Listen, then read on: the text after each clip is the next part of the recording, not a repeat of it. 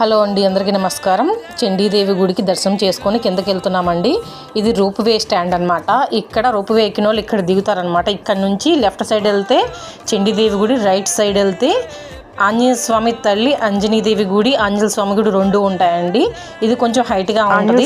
ఎంతో ఇష్టమైన తమలపాకులు, ఆంజనేయ స్వామి సింధూరం ఒక ప్యాకెట్లో అమ్ముతున్నారు. ఇంకో ప్యాకెట్లోనేమో చున్నీతో పాటు జన్యం ఆయిల్ కూడా అమ్ముతున్నారండి. అదొకటి తీసుకున్నాం మేము. దేవికి లడ్డూలు ప్రసాదంగా పెడతారంటండి. ఈ లడ్డూలు తీసుకున్నాము ఒక డబ్బా. ఇంక తీసుకుని వెళ్తుండగా మా ఇది కూడా తీసుకుందామని చనా మిక్స్ తీసుకున్నారనమాట. లోపల గర్భగుడిలో అయితే లైటింగ్ ఏం లేదండి, చీకటిగా ఉంది. దగ్గరికి వెళ్ళిన తర్వాత అమ్మవారు కనిపిస్తున్నారు.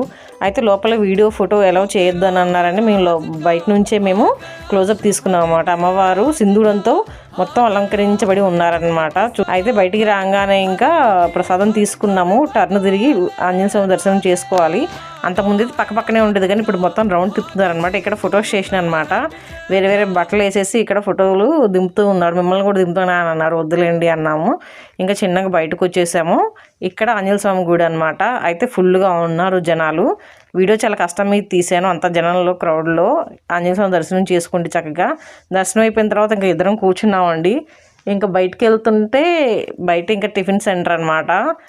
బ్రెడ్ పకోడా, ఆలు పకోడా అవన్నీ ఉన్నాయి. చూడడానికి టెంప్టింగ్గా ఉంది. కచోడీ కూడా ఉంది. గోగుమలు ఆడిపోతుంది. ఏమైనా తిందామంటే ఇక్కడ వద్దులే, కిందకి వెళ్ళిన తర్వాత ప్రశాంతంగా తిందాంలే అన్నాడు. సరే కిందకి వెళ్ళిపోయాం అనమాట. వ్యూ చూసారు అసలు ఎంత బాగుందోనండి. అంత హైట్ నుంచి చూస్తుంటే అసలు అద్భుతంగా ఉంది. మొత్తం హరిద్వార్ మొత్తం కనిపిస్తుంది అనమాట. అలసిపోయి కాసేపు కూర్చొని కిందకి బయలుదేరదామని చెప్పి కిందకి వచ్చేసరికి బండారా జరుగుతుందండి, అంటే అన్నదానం. సరే మనం కూడా తిందామని చెప్పేసి లైన్లో నుంచున్నాం మేము కూడా.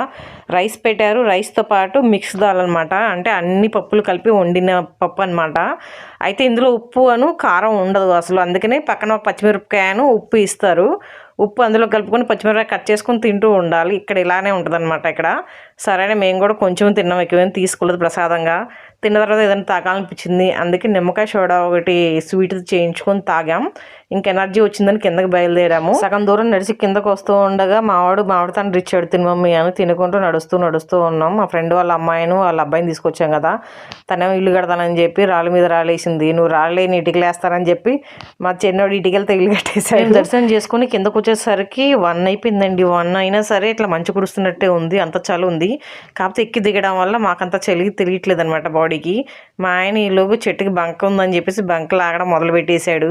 చిన్నప్పుడు ఎన్ని గుర్తుకొచ్చేస్తున్నాయి మా ఆయనకి అడ్వెంచర్ వల్ల. గుడికి దర్శనం మాకు బాగా జరిగింది. అలాగే పిల్లలు బాగా ఎంజాయ్ చేశారు, మేము బాగా ఎంజాయ్ చేసాం. ఒక అడ్వెంచర్లా ఉందండి ట్రిప్, చాలా బాగుంది. ఇంకోసారి మళ్ళీ వీలైతే వద్దాం అనుకుంటున్నాం. అసలు చాలా బాగుందన్నమాట. ఇంటికి వెళ్ళిపోతున్నాం. ఈ వీడియో మీకు నచ్చినట్టయితే ప్లీజ్ లైక్ చేయండి, షేర్ చేయండి, సబ్స్క్రైబ్ చేయండి. Thank you.